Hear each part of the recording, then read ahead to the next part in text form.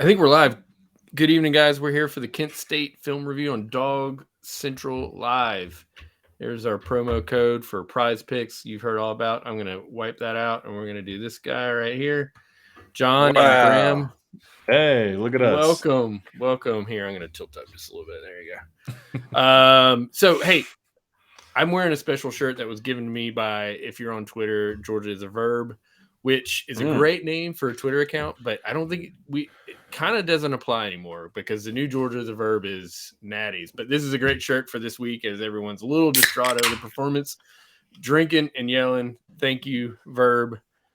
There was a lot of drinking and yelling this week, and we're going to talk a little bit. But we're not going to yell, right? We're not yelling, but I make no promises. But we are going to look at some of the what's the word I'm looking for? Issues? Is that fair? Mistakes. There were issues. There were issues, mistakes. Yeah. So brain farts. One more housekeeping. Not being a Michigan podcast, we're going to do this where we're just going to look at all the mistakes. And then we'll play some highlights at the end so you don't jump off of a bridge. But we're not going to sugarcoat this shit. We're here to talk about it. We're here to get real.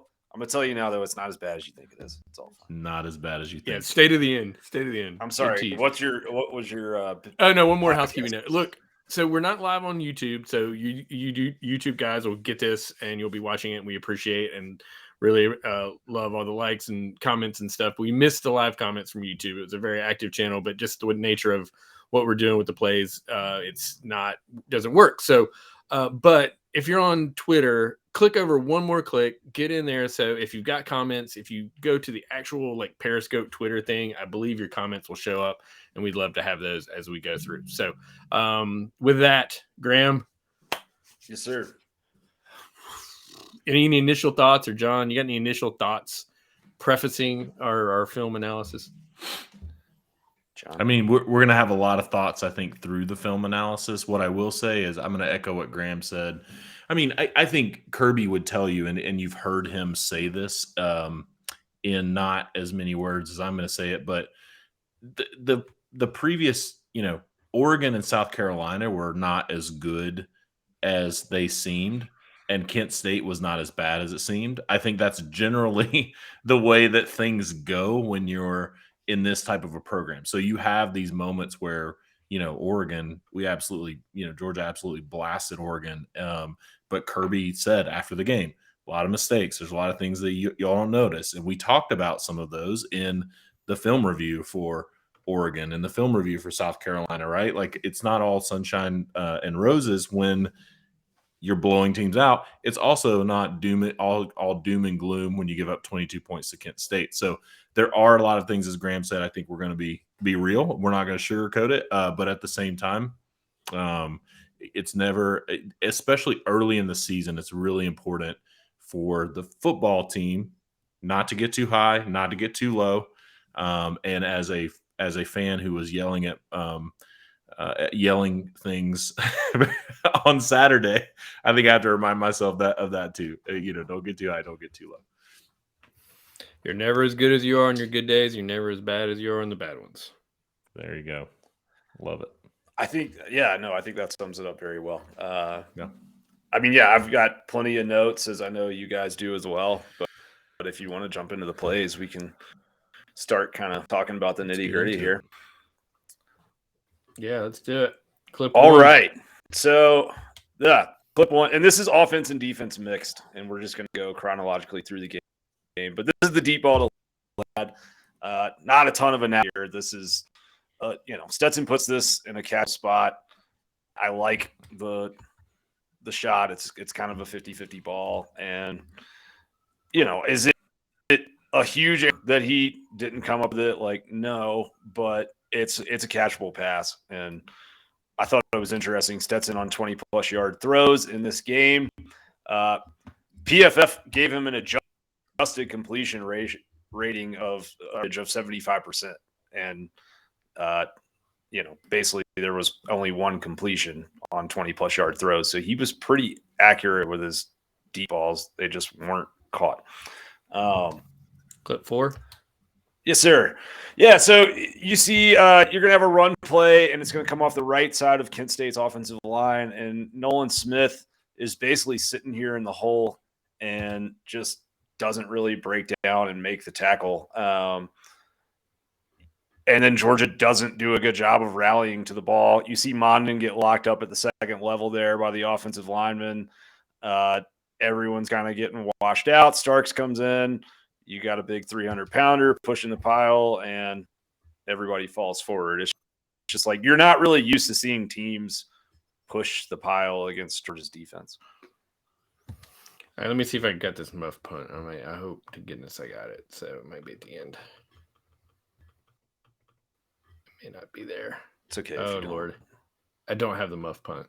Sorry, Graham. That's okay. We all saw. It's all right. You all saw the muff punt. I mean, John, I'd love to hear your opinion on it, but my personal opinion is just we've kind of seen Ladd being like more and more cavalier with decisions over the last few weeks, and one finally came back to bite him on. There's been punts previously he should have fair caught that he didn't, and well, I think you saw that in the clip you saw right after you saw Kirby on the sidelines talking to him, and I think that's exactly what he was saying, right? I mean, I think that it's probably something that has been mentioned before by Kirby or probably some other coach, right? About Ladd, his demeanor when catching those punts. And I think it's just you get out there, you get comfortable as a returner. You definitely have to get in a mental space of where you're just comfortable, where you're trying to tune out everything around you. You're trying to catch the ball. And sometimes when you're as good of a player as Ladd McConkey, you can get too comfortable. I know that sounds crazy, but you can absolutely get to a place where you're too comfortable. You're too confident. You think like, okay, I've got this. And then all of a sudden you don't. And I think that's probably some of what Kirby was talking to him about, especially, when you think about fair catching, when you think just the safe, one of the things that Georgia does very, very well on special teams, especially on returns, is they're very safe with their returns, right? You don't see them taking a lot of risk in that area. And that's probably what Kirby was coaching them up on, both the confidence, overconfident, being focused, but not comfortable is kind of where you have to get to. All right, shout out to My God, a Podcast guys, because they have already broken they sort of look at it a little differently. Not obviously our podcast and stuff, but they're great. But shout out to number one, John, who was with his family all day, didn't watch the game, then drove to Gulf Shores, but still got up on Sunday morning to do their breakdown. So big shout out to those guys. And number two, Jim brought up a great point that he saw Kirby, as I understand on his rewatch, say that was a selfish play by McConkey. And that's sort of the theme of what you're talking about is like, I mean, like everyone wants to make a play. Yeah, sure, it's Kent State. You're better than they are. But yeah, that was a selfish play. I mean, I think that's a fair assessment. That's good coaching if that's the case. It's the focus, but not overconfident, and the focus, but not and comfortable, but not too comfortable. It's a weird dynamic, but And I think you want your athletes to make plays. That's what they're there for. And I don't want to repeat what you already said, John, because I think you made a lot of good points. But like the only thing I would add to it is that if you're Sean Lewis and you're the coach of Kent State, like you probably want your guy taking that shit, because in a game when you're a giant underdog, the variant says like try to return a kickoff, because you never know, you might pop one for a touchdown and you basically have stolen 7 points. And similar rules kind of apply with punt returns. But like Georgia, there's a reason why they're safe with punt returns, and it's because if Georgia wins, not even wins the turnover battle, if Georgia doesn't terribly lose the turnover battle with the defense that they have, then like they're going to win almost 100% of the time. Like what Kirby Smart does is remove uncertainty. And I think that's why when a play like that happens, or a game like they just did where they are -3 in turnover margin, or I guess -2 with a punt, so -3 in my mind. They still win by 17, but like, it's just, it doesn't really like that play doesn't fall into the UGA under Kirby Smart ethos, Next up, you've got the INT to let me see here. Roseme, yeah. And I mean, Matt Stinchcombe on the broadcast made the good point of like Rosemead can't let. Oh, did I mislabel this? Oh, here it is. Yeah, this is another excellent. Rosemead can't.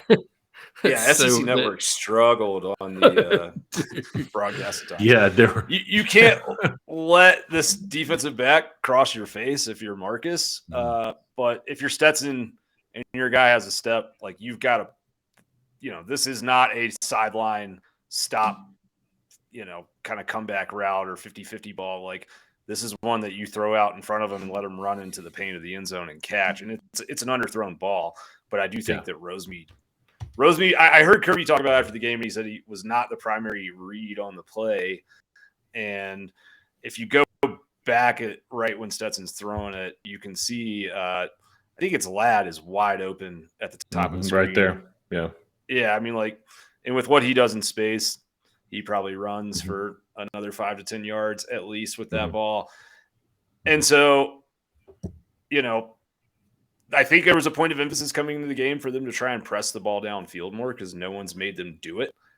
And that's kind of what I was talking about in 12 takeaways when I was like, Georgia was trying to create adversity for themselves. Kent State did a great job of doing it for them, but there was a lot of play calls where it was like, no, we're not just going to come out and dink and dunk and let our really good tight ends lead block for our very capable, wide receivers and running backs and just get 12 yards a pop on the edges. And I think that this was kind of a product of that. There was also an interesting quote from Stetson to the broadcast crew where he said he went back and looked at the tape from South Carolina and thought that he missed some opportunities where he took like the short throw and could have made big plays downfield. And that's great, but don't you I don't know. It's like, I don't want Stetson to get too far back into YOLO mentality and start trying to go bombs away because they don't have to. Yeah, well, in that situation, exactly. That's the situation, right? You don't have to, in that situation, throw that ball. But it can be both. Like you just did a great job of breaking it down, Graham. It can be the ball needed to be further out, deeper, into the more toward the end zone, a little bit, few yards, maybe like 3 yards deeper.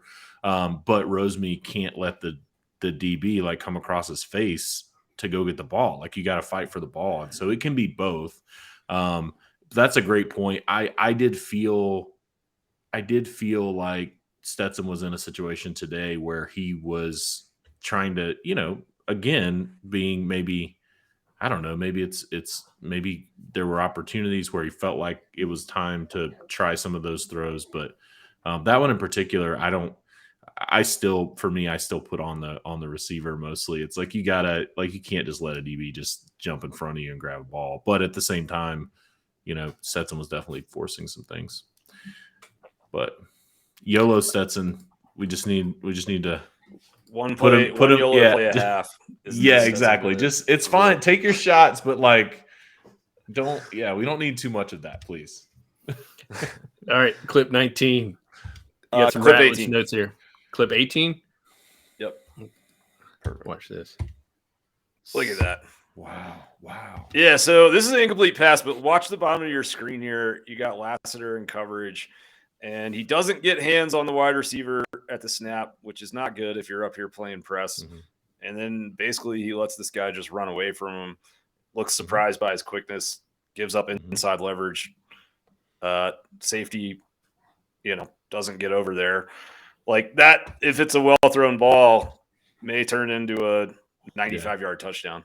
Yeah, I mean, if that's Bryce Young or Hendon Hooker throwing that ball, or even Will Levis throwing that ball, you're probably in trouble right there. Yeah. So, all right, now we're gonna do 19. Watch this. Kaboom. Damn. Ratledge. All right, so Ratledge in at right guard. You just have a basic, no tight ends, no inline tight ends into the game, and he just gets blown back at the snap there, and his guy is gonna just easily turn to his left and tackle the running back. I believe that's McIntosh in the game. Mm-hmm. I don't want to pick on anybody. Like these are all college kids, and we always try to keep that in mind. But we also do want to give honest analysis. And there's quite a few plays in here where, like guard play again for me, even after what happened on defense on Saturday, is back to being my number one concern with Georgia's football team. Yeah. So. Yeah, I agree. I mean, there was we'll see them. We don't have to talk about it ad nauseum here because we will see them as we go. Plenty of opportunity for the guards to actually, I mean, again, Kirby spent all week saying Kent State was a good football team. There are some plays. They are, and there are some plays that you're going to see, like that one where the wide receiver beat Lassiter. They have athletes on the field. Up front, you can't. There are some times where the guards got beat that you just can't. You absolutely can't let that happen when you're the University of Georgia at Kent State, right? Like there can be a quick 5 stars playing exactly. There can be a QB that you got a quick wide receiver, you got a running back, you got a quarterback that's pretty good.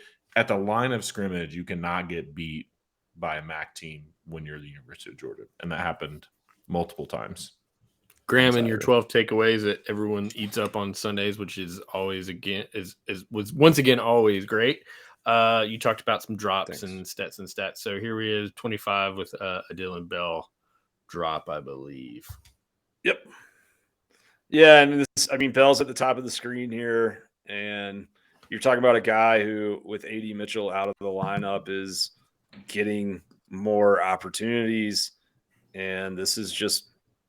That ball's maybe you could argue that it's slightly behind him. I also think that's probably the right throw because you don't want to get him killed running him into the safety. But that's just a catch that a college wide receiver has to make. Like there's really no excuse for that one. I also question with what we know about Monken's offense, like being read based, if Bennett maybe wanted him to read the coverage and sit down a little more than he did, or kind of, if there was a little slight miscommunication on what they were both seeing there. But either way, a drop is a drop. You've got some more line notes here on 27. Yes. So if you'll pause right here, right there, that's perfect. Yeah. So you see Ratledge, 69. He's about a yard off the line of scrimmage. And there's another helmet behind his helmet, and that's Cedric Van Pran. And basically what's happening here is one of them is blocking the wrong guy. They're basically like double teamed on the wrong guy. I think Ratledge should be taking this guy coming inside. Yeah. Agree. Van Pran doesn't really block anybody on the play. Yeah. But yeah, then you see Tate try to reach out there, and it's too late, and the guy he's reaching for is going to tackle Dejan. Yeah, what you want right there is somebody's got to get to that second level, and that's the guard in that situation and not the center, right? And it looks like that Tate engaged, and then you can see Van Pran look like he's turning around looking. He's like, what am I supposed to do? Yeah, exactly. Yeah, because he's expecting the guard to chip and then get to the next level, and it just doesn't happen because Tate just stays engaged with that guy. Yeah, for sure. And then this is the alligator the arms, lad. Right? Yeah. And I just think this is, I'm afraid I'm about to get lit up. It's fair. Yeah, fair. It's totally fair. It's totally fair. And I don't know, like Stetson's good about not throwing his guys into bad situations. Yeah, I think he's got to throw that lower, right? So he can go down to the ground, catch it. It's up at his shoulder pads.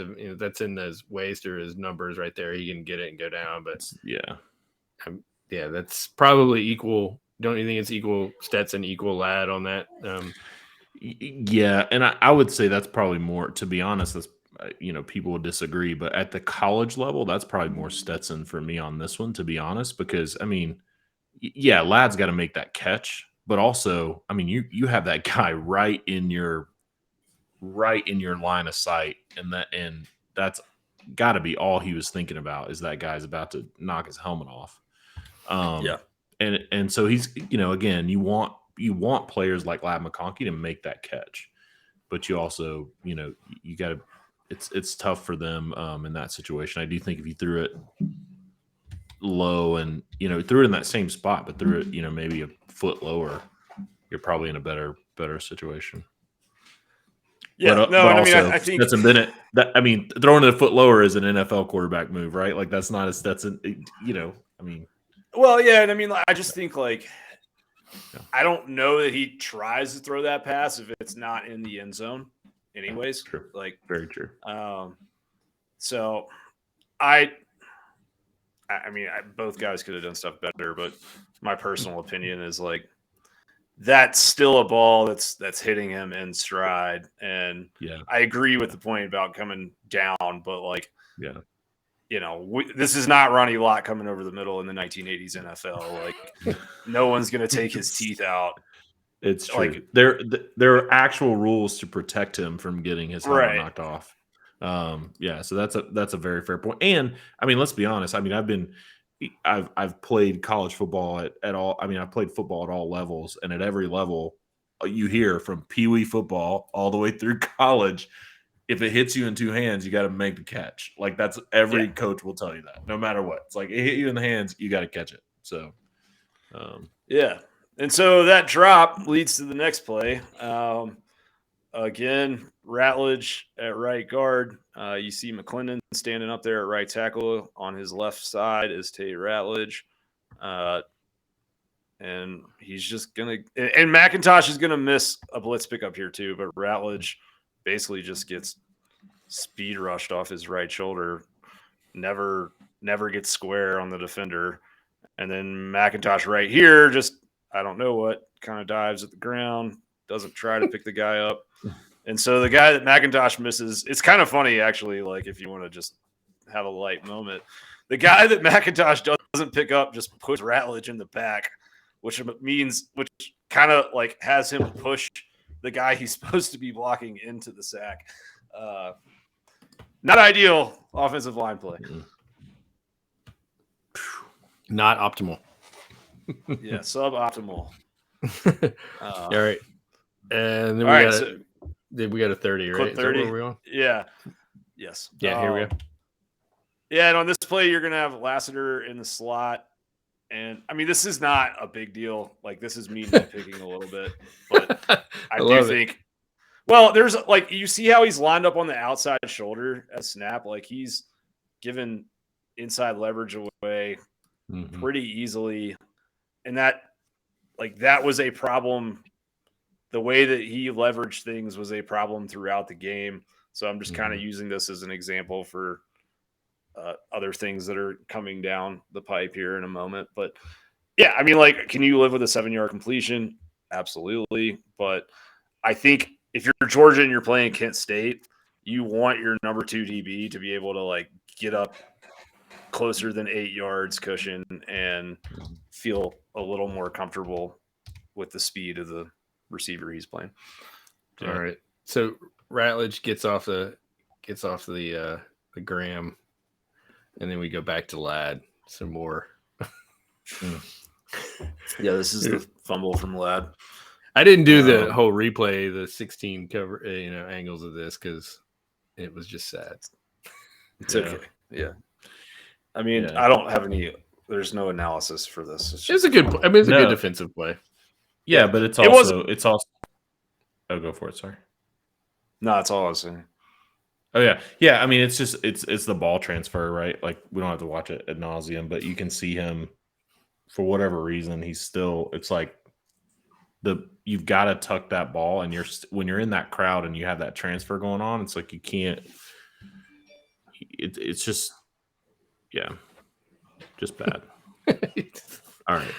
All right, where are we next? I'll stop. I'm going to get mad again. Ball security. I go back to like I got yelled at so much for ball security when I played. All right, let's do some more drinking and yelling. Play 40. Let's do it. So this is the long screen touchdown. Lassiter, his job on this play is to send that guy inside. Christopher Smith is coming inside because he expects him to be sent there. Now, that's an assumption on his part that was made prematurely. But, like, if you watch this play back in real time, like, you're going to see a Kent State offensive lineman put his hands up for touchdown, like, before the frame even clears it there on bottom left corner. Like, he was gone the moment that this this leverage gets messed up. Yeah. Yeah. You're exactly right, Graham. So like the biggest issue on this play was that Lassiter got absolutely manhandled by that receiver. And I would also say this is another situation where I mean, you mentioned being surprised by quickness. I think there were times where, again, not picking on the guy. He's a young player and he's played very well at times, but there are times where Kamari Lassiter specifically seemed to be a little bit surprised by like that block right there. Like, I mean, that guy just absolutely physicality. Yeah, the physicality, the quickness. Like, I think there was some times where, where they were just surprised. And I think that does come down to, people talk about complacency. People talk about mindset, being number one, rat poison, all these things. I think those things are sometimes overblown, but in those moments, that's where you really see it. You really see it where you think you can just show up and you're going to be better than the guy across from you. And then when all of a sudden, like you're getting blocked and getting your, almost that's an old saying, getting something knocked in the dirt. We used to have a coach who said, get your NIL deal knocked in the dirt. Yeah. No, it's well, around your waist. We got it. Yeah. I think the thing that is also like frustrating about that play is that if you watch Georgia's inside linebackers and even like the safeties that are closer to the middle of the field, like Starks and some of these guys, like the biggest play for me in the national title game in Indianapolis was Travon Walker running down Agiye Hall like 15 yards downfield after he had made 3 guys miss. And on this play, you see a bunch of dudes that are jogging along over to the sideline, and then all of a sudden they realize like, oh, this dude's clear, and they start running fast. But if they had ran as fast as they're capable of running, as we see them run all the time, at the snap, pursuing that ball to the outside, like you see, oh crap, okay, now we got to run. Like I think that someone probably makes that play. Maybe they don't, but you'd still like to see them running hard on that replay. Will Kaplan in the forum says you're turning into Coach 30. Piss down his leg. Yeah. There's no not an athlete. Yeah, exactly. I'm talking about getting stuff knocked in the dirt. Like we're just gonna. The more we watch this, I think we're just gonna slowly morph into a Coach insult 30 someone's mother before this is over. I'll let Josh do that. Sorry, Josh. Clip 41. Clip 41 on that note. Yeah, and so this is the long bomb to McConkey. I thought this was a great throw. Like I think this is. I feel like he. I didn't get too many angles of this. What a throw, man! Yeah, I felt like he kind of like raised up on it. Just off his reaction, you can tell he knows he should have caught it. I mean, yeah, it goes right through his hands. I mean, that's perfect. He's in stride. That's exactly what you want. His arms are extended, but not, he's not reaching. He's absolutely just putting that basket out there. That's exactly what you want. You couldn't throw that any better if you had, 100 more tries. You could probably throw it as good as that, but probably not better. I mean, That's just perfect. All right, 44. Moving along. Nothing to see here. Moving along. You're good. So on the right side, and I mean, I don't know what the play call was, but I'm pretty sure this is just zone blocking from Georgia's offensive line, which should mean it's Milton's play to read, basically. But there's a nice hole on the right there. You've got, I believe that might be Mims in at right tackle, and Ratledge is doing a nice job, and Van Pran has his guy locked up. Like, that's a hole that he can that's a hole. Run through. There's nobody over there. Yeah. Yeah. And he cuts it left and do a bunch of guys, and it doesn't go real time. Well. Ratledge, get back in there. Here it comes, 46. Yeah, we're gonna watch this in real time. But that was nice. That was nice work from him right there on 44. So this is gonna be he's at right guard here, and he's just gonna let his defender beat him to the edge. It causes Milton to have to cut inside towards the bad guys. I don't know. I mean, like, I would like to think that Kendall, if he turns it on and hits the Jets, maybe he can just head to the pylon and outrun that guy. But I mean, still, he's not supposed to be there, and it's why you're cutting it back inside. I don't know. What do you think, for Sean? sure. No, it's again. We talked about this in the last film review. I mean, I do think there's a lot of following the helmets of your blockers, and there's a guy. I mean, when that guy is upfield like that, like you're gonna have to cut back. But man, it's a combination of that burst and that vision that just feels like there are great moments in between the tackles where that burst is there. I think in these kind of situations, you would see in years past, right? You would see a DeAndre Swift or you'd see Zamir White to a certain extent. Like you would see those guys definitely plant that foot and go, right? So you see the guy coming up field, you plant that foot and that burst, and that's just what we're not seeing at the moment from Kendall. It doesn't mean it's not there for him, just we're just not seeing it at the moment, and it remains to be seen of when it's going to come along. Well, and it's like it's hard not to wonder if McIntosh is in the game. Does he have the speed to just outrun all of that to the pylon? Absolutely, yeah. 49. Yes. Okay. This is going to be Mondon, inside linebacker, and just misses this tackle on the edge on the screen. And it's another situation where like Georgia's secondary looks a little surprised by the physicality and speed of Kent State. You know, they're getting pushed. I mean, good blocking. You got that great lineman blocking out there. I mean, yeah.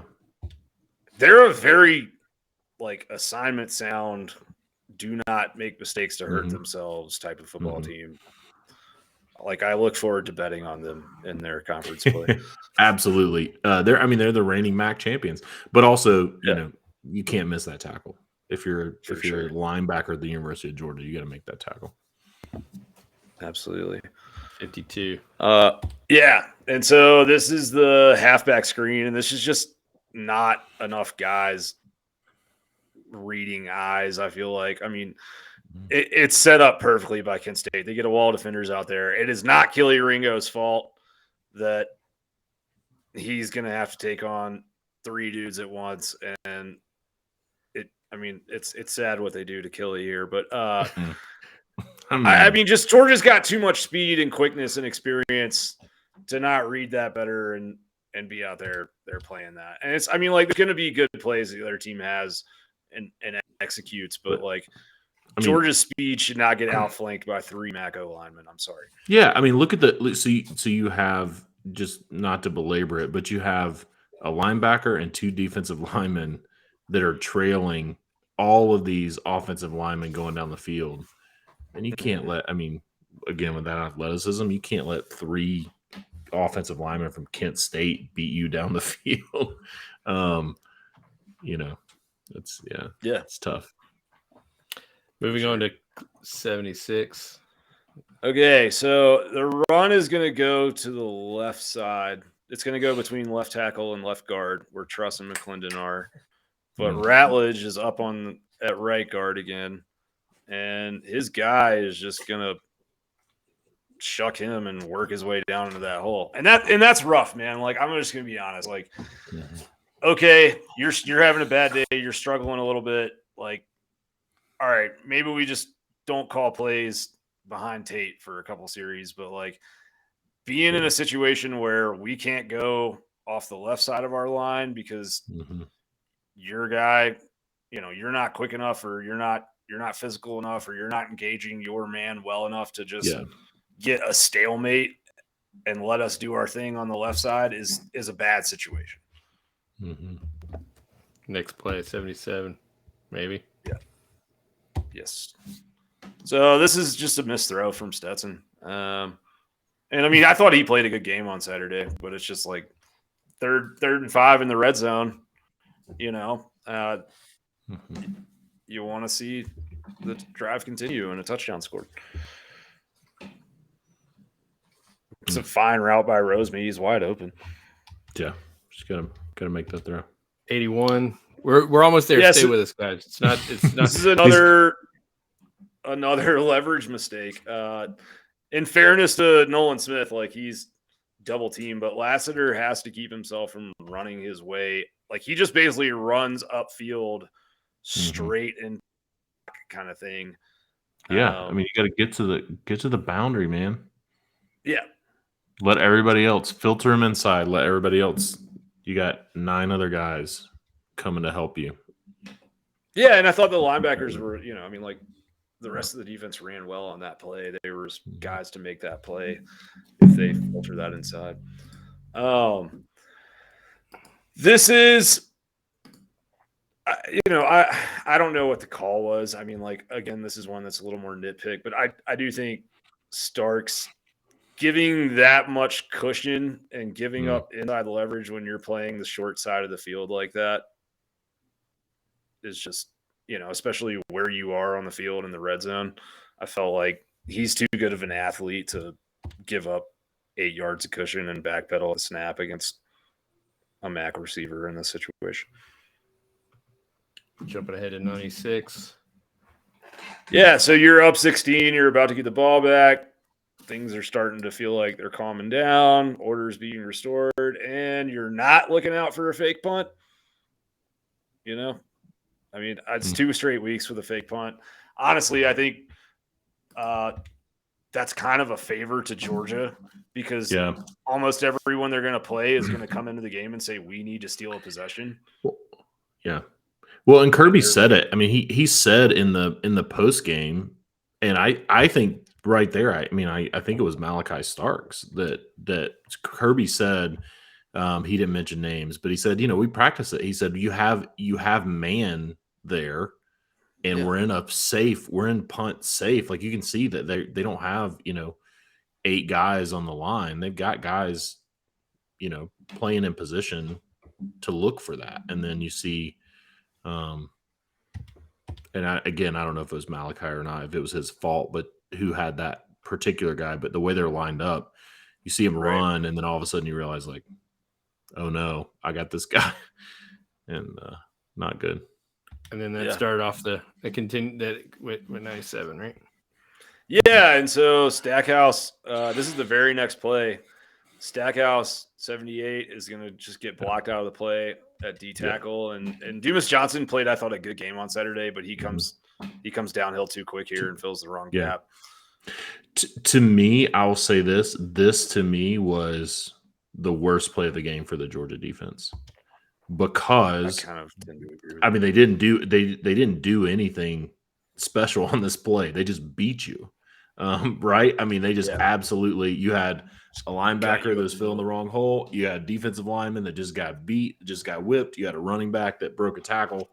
I mean those are the kind of plays you can have. Some of these other mistakes happen. You can't just get beat by a MAC team in Sanford Stadium on a play like or that. any team for that matter. But and I mean, it was whatever it was. I mean, 3rd and 1 or whatever. But it was like it was an obvious rundown, and you just got beat. And that's those are the things that you have to be able to win those particular situations on a regular basis. And so for me, that was all right. We got folks on the bridge. Favorite. We got folks on the bridge. Let's get through these last 3 plays. All right, let's do it. 100. All right, so Mondin at the bottom does not set the edge, but what's probably even more egregious is Lassiter. You're seeing him get blocked downfield here. Maybe go back to the start of this play.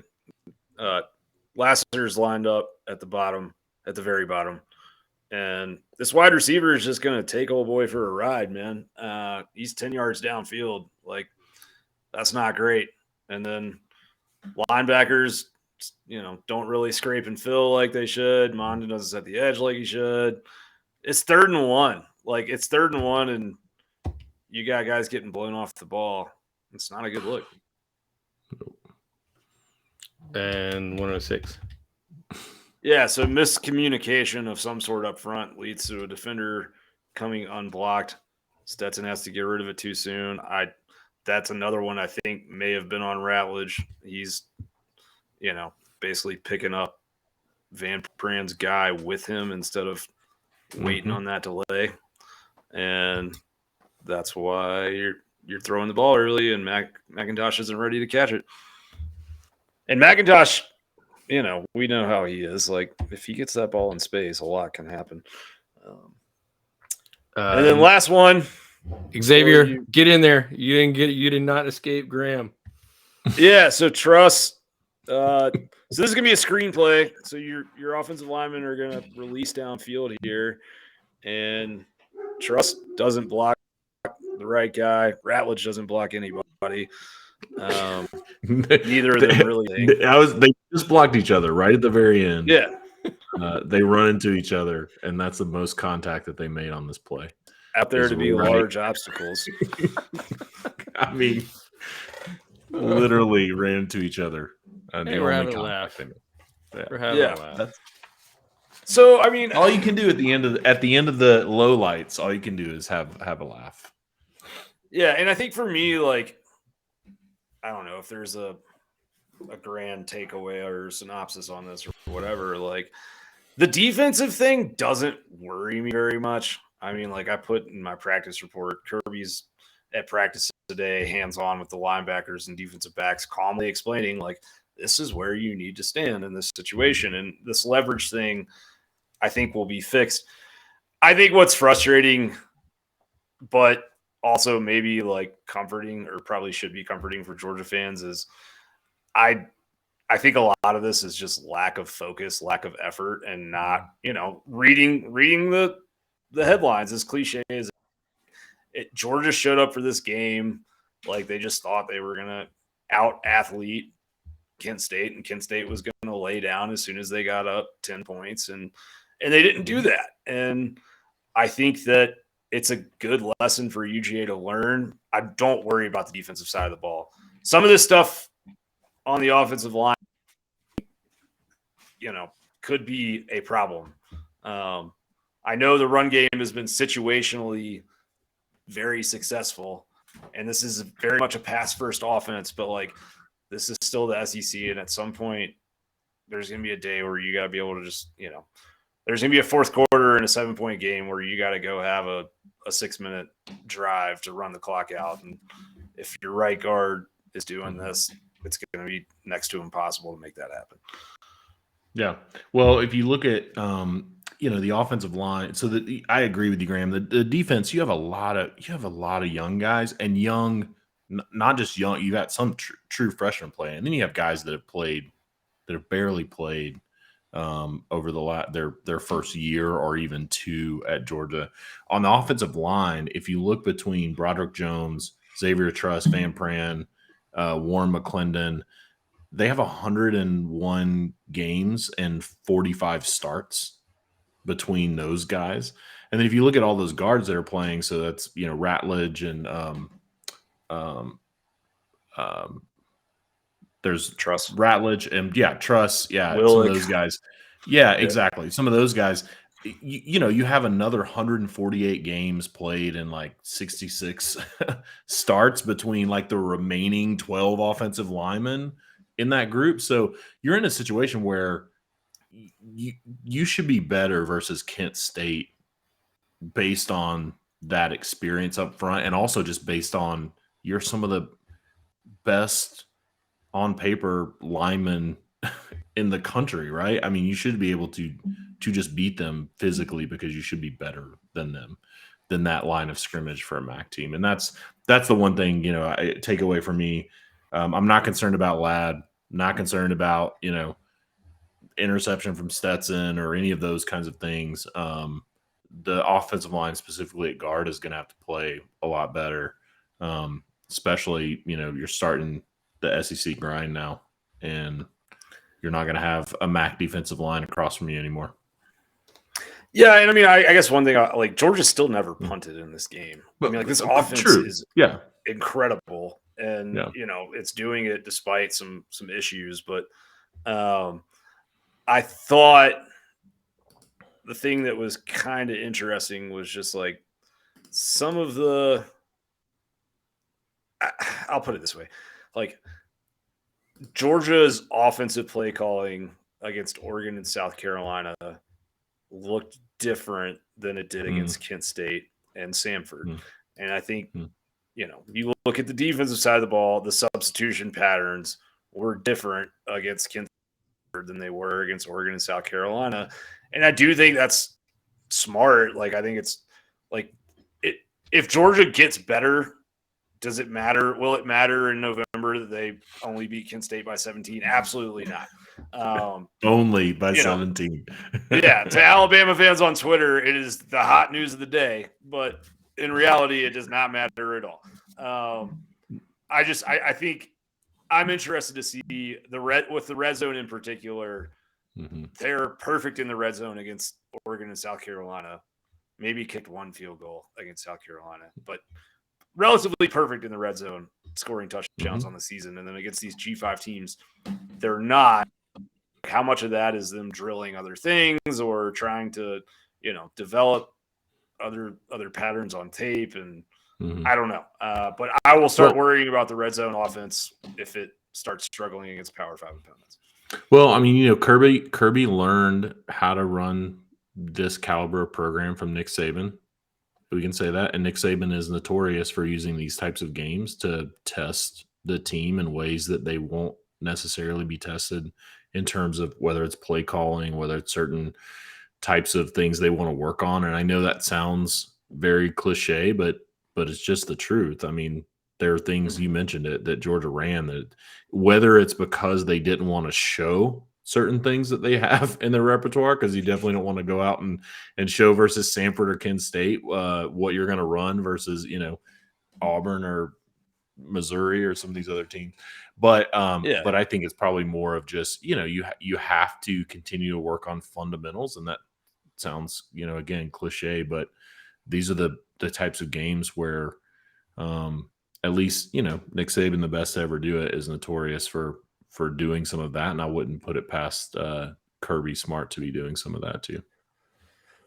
I mean, this could be Kirby shit through a tin horn game, Yeah. The Alabama triple option Georgia Southern game from I think their 2011 national title season or whatever. But I do think Georgia will get better from this. And I think I mean, watching this tape is frustrating, right? Because there's some things that are concerning on it. And then the other side of it is like, you go back and watch South Carolina tape and you're like, well, they threw a lot of screens at Georgia that day and they leveraged them well. I mean, I think that there's learning that happens from it, but I am interested to see the substitution patterns at right guard over the next couple of weeks and what that rep share looks like in practice. Cause maybe there's just maybe Ratledge is just still working his way back from a really bad injury. I'm sure he is. And maybe there's just a belief of like, we can kind of paper over this until he's back to, full on 100% football shape. And maybe that's Florida or I don't know when, but maybe there's just a belief internally, like our ceiling is highest if he stays in that spot and we just kind of deal with some lumps. I don't know. Yeah. Josh is going to play some highlights. So I'm not going to break all these down. I just want you to know that I screwed up and didn't have the best play of the whole game, but you guys talked enough. I was able to export it, and here it is. What was that? The Bowers play, right? The Bowers play. I still screwed up. I didn't even get it right. Oh. That was that's not that. There was two clip twos. You had two clip twos. Here it is. Here you go. Maybe. Yeah, this is it. This is definitely this is it. Oh, there. I mean, come on. Yeah, Jordan's like, it could be worse. You could pull for a team that doesn't have Brock Bowers on. I mean, I saw an incredible stat that he has 3 rushing touchdowns and 3 rushing attempts this season. And those 3 rushing touchdowns are more than like quite a few FBS teams have with hundreds of rushing attempts. It's crazy. Well, Kirby also said something to the effect in his press conference, that Brock Bowers, somebody asked, would you line him up at running back? And Kirby was like, we'll line him up wherever. Like the guy can play. And he's like, if we need to line him up there, we'll line him up. Yeah. And that, I think that's even oversimplifying it. I mean, it's just that type of play right there is just wild because that's just an absolute athlete just outrunning everybody, which is very rare, even when you're playing a MAC team. Dumas Johnson, Yeah, for sure. Sack, right? Yeah, no, I wasn't really planning on like breaking all these down in depth. I just didn't want people to slit the wrists after watching this show. But I mean, yeah, that like I thought one thing that was interesting is Georgia had 2 sacks on the first drive of the game. I mean, that's really well played in the run by Nolan and JDJ. Yeah, like Georgia did some. I think they had 2 sacks in the first 6 plays or so. And then Kent State never really went into a true pass set again. I mean, like they only ran 6 plays in this game that you would kind of classify as like true drop back pass situations where there's an opportunity to get quarterback pressure. So I don't know if anyone's watching this and is like, well, I didn't see the defense getting a bunch of pressure in the backfield. It's like they ran screens and quick game all afternoon after the first drive, and they realized we're not going to block these dudes for enough time for us to run a traditional passing offense. It's the same reason that Georgia didn't get pressure on Bo Nix. I mean, Oregon was trying the same thing, just oddly not as successfully as Kent State. Let's talk about this Kyrus block here. All right. Yeah, I mean, this is just a good run. Kyrus is in the slot. He comes in motion. He's going to do a great job coming high speed into that linebacker. Perfect. And that allows McIntosh to pop that. Just getting in the way. I like That's it. right. This is, I mean, I thought the run defense was, aside from that, a couple plays we showed, on the whole, the run defense was very good. And, there was never really a moment where, besides that one blown coverage by Lassiter downfield, you didn't really have a moment. There was much to worry about, like, they weren't attacking Georgia downfield with wide receivers running open. Yeah. And I know it's PFF and people have, different feelings about these things, but believe it or not, the Georgia overall defensive grade for this game was higher than the South Carolina game, which was a little odd to me, but I think I'm sorry, the overall run team defense grades? No, the run defense of this game was significantly higher than the run defense for the South Carolina game, which was interesting. So there was a lot of good play on the defensive side of the ball. Even though gave up 22 points. 42% success rate allowed, rush defense, a pretty low EPA, and under 5 yards of play on rushing plays. And that's pretty good. I think that 7 yards of pass attempt is inflated by that one big pass play. So I think overall I can see how that grade was. There was a few bad plays that showed up, but there was a lot of good plays. I think we're gonna run through some more of them too.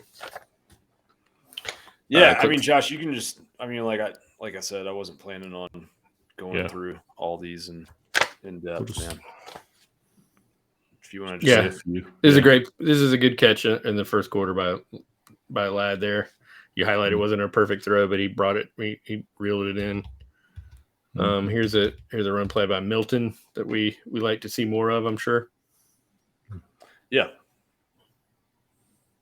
Yeah, Milton's been good on the year. We've been talking about it in the thread. He's the most successful runner that Georgia has, straight running the ball. Of course, McIntosh has been, sort of all-purpose back, getting a lot of yards out of the, catching balls out of the backfield. But, I think no one in our group has given up on Milton. I don't know if anybody is. I know that his dad was fired up on Saturday, but I mean,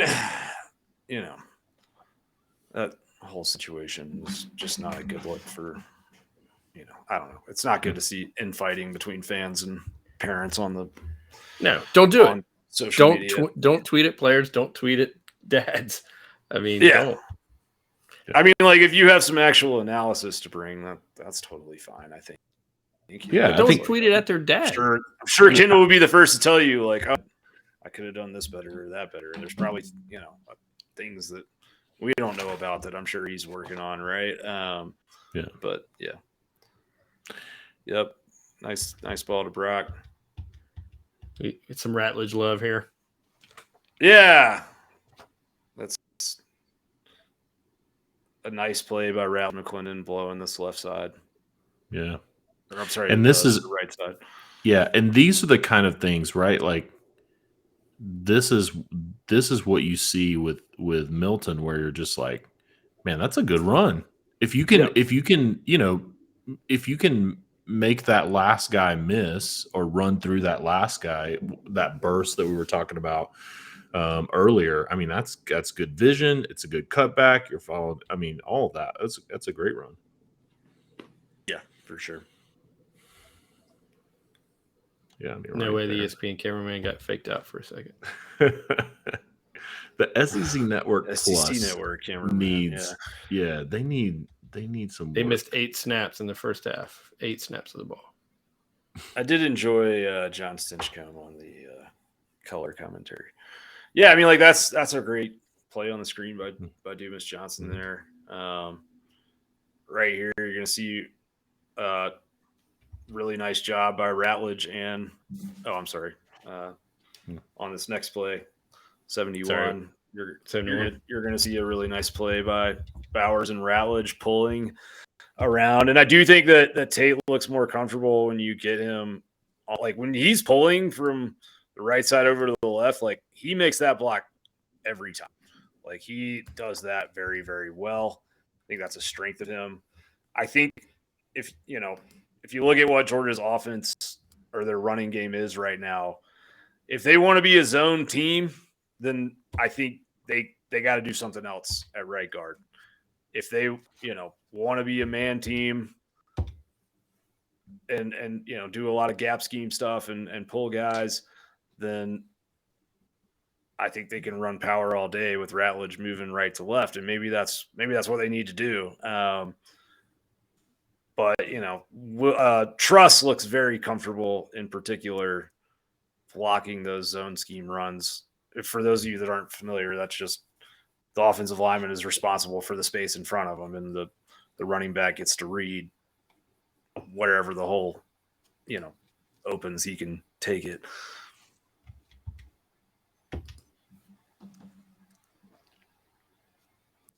Some Dejan love here. Yeah, we saw him get a lot more action on Saturday. He led the team with 12 carries. Yeah. Love how he waits for this block right here with Bowers, good patience. And then the stiff arm with his low center of gravity is pretty special. And the burst to Dejan was the offensive player of the game, according to the Georgia football Twitter account today. Yep. Nice. Yeah, I mean, this is nice by Tresman Marshall getting in here. Dumas Johnson as well, crashing in.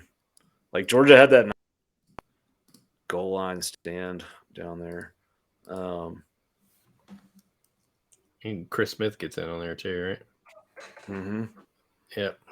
All right, go to let's skip to 94? clip 118. 118? Let's go to 118. Yep. Sorry. Stressing your index finger here. All right. This was, I thought, maybe the play of the game. Yeah. Boom! Dan Jackson coming through. Dirty Dan, man. Yes, sir. Dan Jackson, going back to PFF, the highest graded safety in all of the Power 5 is Dan Jackson. Really? According to PFF. It was Christopher Smith. It was. So week. Georgia has 3 of the top 5 highest graded safeties per PFF in all of the Power 5. That's Dan Jackson first, Christopher Smith third, I think, and Malachi Starks fifth this week. That's after this week's grades, but yeah. Yeah.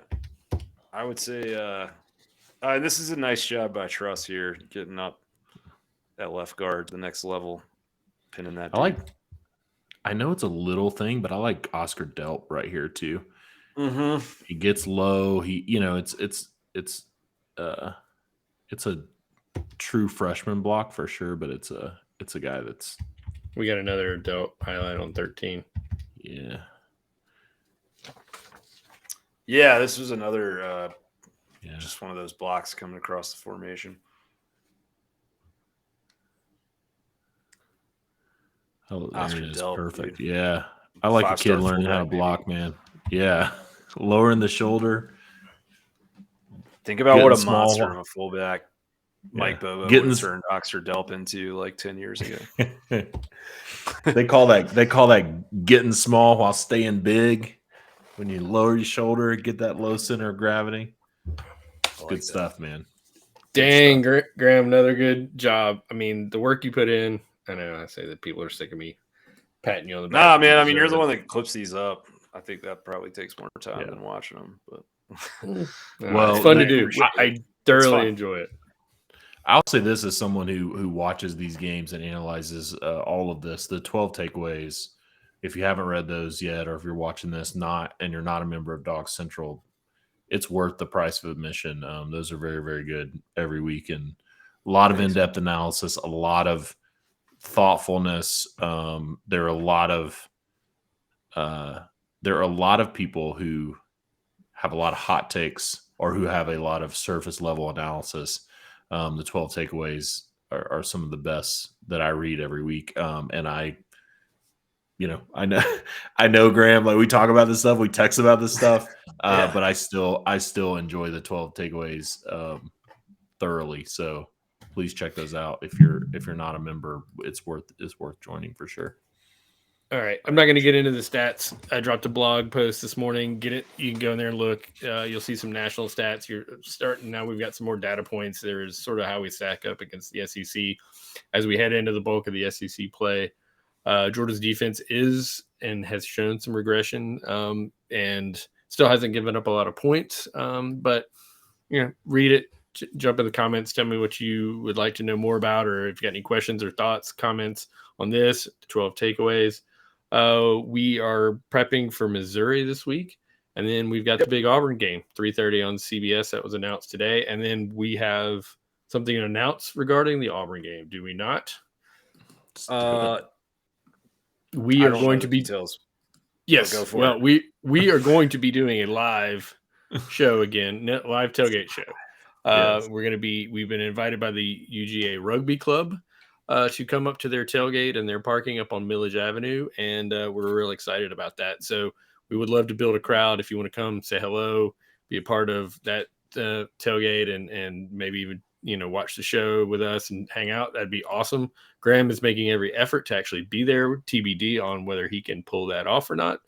But we're going to have myself will be there. John will be there. Hopefully Graham, I'm sure we can get some of the other Dog Central folks, and we have some more things that will be announced. Rugby people will be a ton of fun. Rugby people will be there. We're going to talk some rugby, and I think Chad Barker might be involved and maybe doing some of his UGA art there with us. So we're really, really excited to be a part of that, and hopefully we'll make that stuff recurring. It's going to be a great show. If you've never hung out with guys who play rugby, this is your chance, and it is a beautiful thing. It is a beautiful thing to be around a group of guys who say, I'm going to run into other large men at full speed wearing no protection whatsoever. It's a great thing. Pretty stoked piles about that. Man moving balls down the field. Yeah, a ton of fun getting ready for the Oregon game. We're going to do the same for the Auburn game. Yeah. And at least one more game coming up this year, I would think, if not more than that. Dude, I'm ready. SEC play is here. Yeah, we'll be breaking down Missouri this week, both on the Dog Central site and through some of the shows that Josh mentioned. I think Missouri has it's a good opportunity for Georgia to have a get right game after hopefully a full week of get right practices. Missouri has definitely struggled to move the ball and score points, so a good opportunity for some of the things that they've moved the ball. They just drop it at the 1 yard line. And well, they put up 14 points on Auburn. Okay. All right, I was just all right. So one they're thing. they're 100th in the country in yards per pass attempt. So we'll talk about that. We'll break down Missouri. All right, I'm trying to give hope to the people, Josh. One quick thing, if anybody's sticking around, because I'm going to put you on the spot. How wild is this? I know you listen to the Yahoo podcast, John. I don't know if you do, Graham, but did you hear that kick that hit the top of the upright?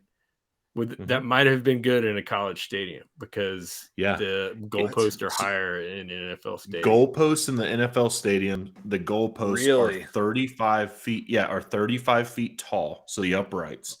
In college stadiums, they have to be a minimum of 30 feet, which means that most college stadiums are probably going to be below that 35 foot of the NFL stadium.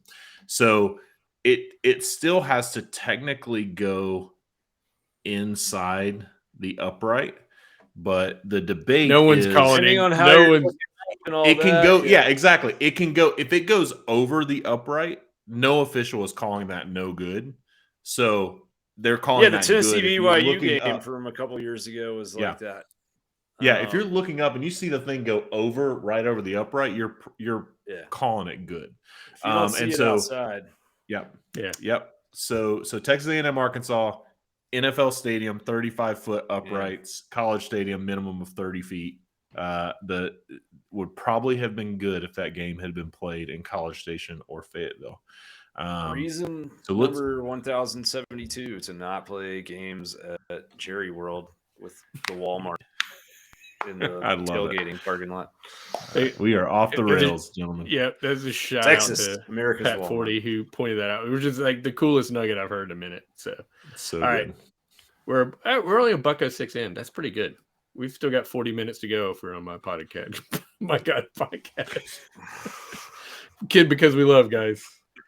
Oh my God. Speaking of that, for the love of Christ.